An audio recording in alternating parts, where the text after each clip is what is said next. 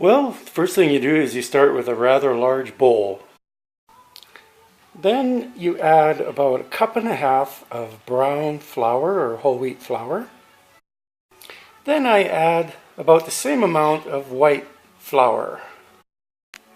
And then I add in about 1/8 cup of cornmeal.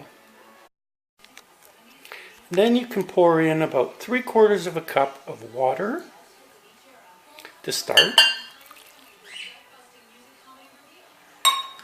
And then you start mixing.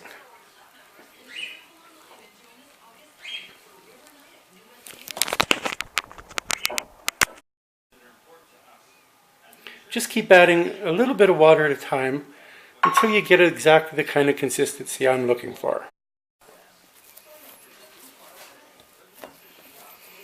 You should just keep adding just a little bit of water at a time.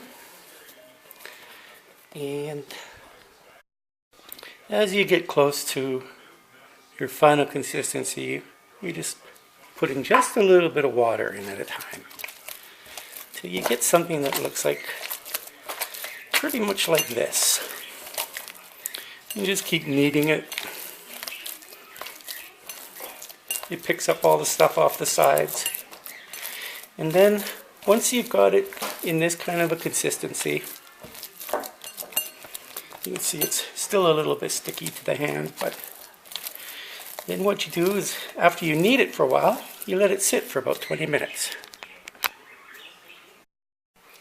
While you're waiting for the dough to settle and the gluten and everything to come together, you're going to use these two tools, your frying pan and some kind of a grate or something you can put over the element that would be high enough so that it doesn't burn easily, but it still gets the heat.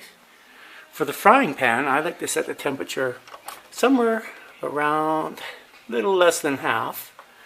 But for the tray, I like to see it set near maximum. You want to have an element that's almost orange in order for everything to work properly, which we'll be doing next. Okay, there we got the element is pretty nice and orange there, almost red. And the pan's all ready too. It's all warmed up. So we're going to get our dough here and we're going to start making the next step. Okay, so what I've done here is I've taken a small bowl of white flour and put it beside the mixed dough.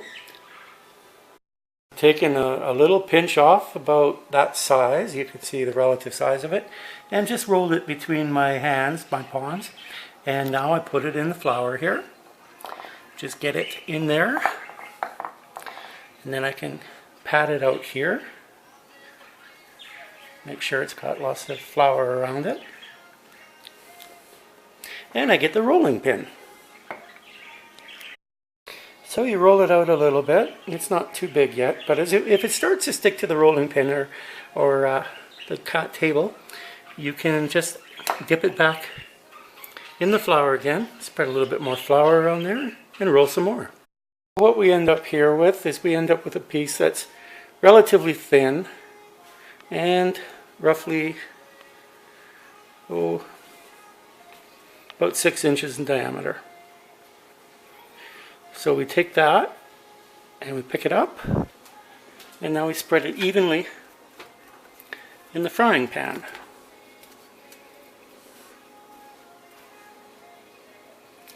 You see it'll start to discolor as it's cooking, and what it's doing is it's forming a skin on the other side.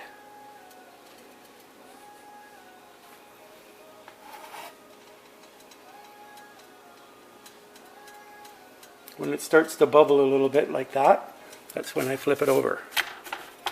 You can see the one side's got quite nice skin on it now. So you're forming a skin, and you keep it in there for about the same amount of time. Okay, so now I turn it over again, I have a look at it, and it looks like it's pretty much ready. So this goes over top of the hot element now. You can see it bubbles up as the skin has now formed it into a seal. It gets quite dramatic after a while when you get used to it. One thing about it, you have to be very careful, because if it splits, the steam that comes out of it can be very hot and burn your fingers quite badly. So just be very careful. Maybe use oven mitts if you're not used to doing it this way.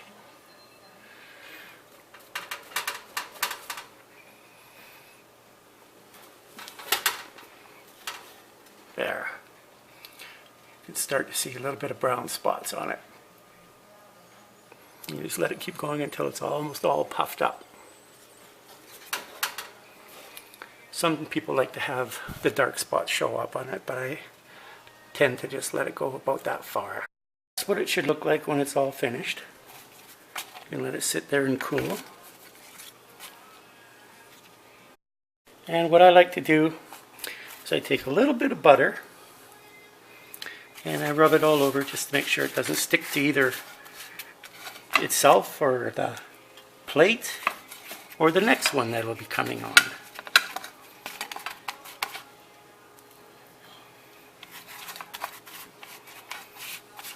And that's how you make your own chapatis. And you can also use these for burritos as well, and soft shell tacos.